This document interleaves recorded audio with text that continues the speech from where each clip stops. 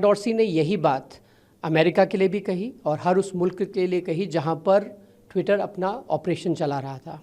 स्वाभाविक बात है कि जब डॉर्सी ट्विटर के सीईओ थे उस वक्त ट्विटर अपनी मनमानी करना चाहता था।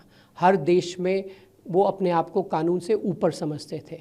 हिंदुस्तान में अगर कोई लॉ एंड ऑर्डर की स्थिति उत्पन्न हो जाती है, ऐसे में कोई भी सरकार किसी भी सोशल मीडिया प्लेटफॉर्म को उन अकाउंट्स को बंद करने की हिदायत दे सकती है जिसकी वजह से अराजकता फैल रही है। इसका मतलब ये नहीं कि फ्रीडम ऑफ स्पीच पे कोई आघात हो रहा है।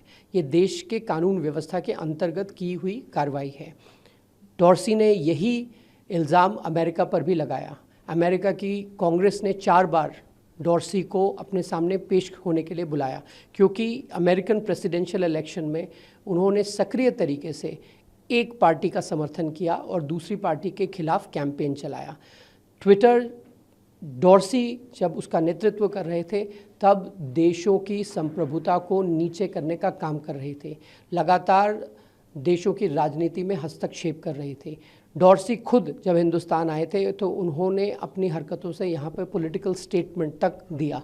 स्वाभाविक रूप से ये किसी भी सॉवरेन कंट्री को स्वीकार नहीं होगा। जहाँ तक उनके बयानों का सवाल है, ना कभी ट्विटर को हिंदुस्तान में बंद किया गया, ना उनके किसी एम्प्लॉई को अरेस्ट किया गया, ना उनके किसी ऑफिस पर रेड हुई। जबकि सच ये है कि ट्विटर 2 साल तक हिंदुस्तान के कानूनों का पालन नहीं कर रहे थे। स्वाभाविक रूप से उन पर जब दबाव पड़ा तब उन्हें हमारे देश के कानून को मानना पड़ा। ये उस दौर की बात है जो ट्विटर और डॉर्सी कर रहे हैं। डॉर्सी दबाव की बात, कांग्रेस ये क्लेम कर रहा है कि मोटिव क्या है उनके पास? कांग्रेस का मोटिव हिंदुस्तान के बाहर से देश के खिलाफ उठ रही किसी भी आवाज़ के साथ अपनी आवाज़ को जोड़ना है। सवाल ये उठता है कि राहुल गांधी विदेश जाते हैं, वहाँ पे ऐसे संगठनों से मिलते हैं जो हिंदुस्तान के खिलाफ गतिविधियों में लिप्त हैं, और राहुल गांधी कई ऐसे तत्वों से अमेरिका में मिलते हैं जिसकी मीटिंग का खुलासा आज तक नहीं होता। उसके तुरंत बाद जैक डॉर्सी इस प्रकार का बयान देते हैं। तो क्या जैक डॉर्सी राहुल गांधी और कांग्रेस की टूलकिट का हिस्सा है? क्या इसी प्रकार की ताकतों का इस्तेमाल करके कांग्रेस हिंदुस्तान में एक लोकतांत्रिक तरीके से चुनी हुई सरकार को हटाने का प्रयास कर रही है? हमने देखा किसान आंदोलन के समय या फिर सीएए के विरोध में जो प्रोटेस्ट हुए थे, इन सभी में जो बाहर से ताकतें इन्वॉल्व थी, कांग्रेस उन सब के साथ खड़ी थी। तो क्या राहुल गांधी और कांग्रेस पार्टी अब विदेशियों की सहारे देश की राजनीति करना चाहते हैं?